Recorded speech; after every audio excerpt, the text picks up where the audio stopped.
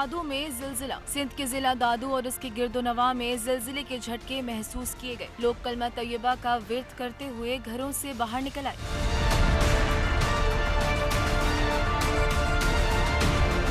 दादू में जिलजिले की शिद्दत 4.1 रिकॉर्ड की गई। जिलजिला पैमा मरकज ने जिलजिले की शिद्दत बताते हुए कहा कि इसकी ज़ेरे ज़मीन गहराई 88 किलोमीटर थी, जबकि जिलजिले का मरकज शुमाल मगरिब सिंध बलोचिस्तान बॉर्डर था।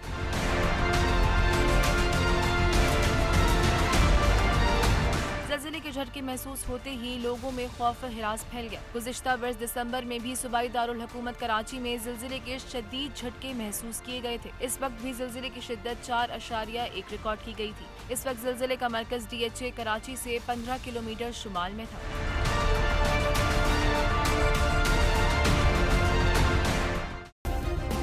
सब्सक्राइब करें और बेल दबाएं ताकि कोई खबर रह न जाए।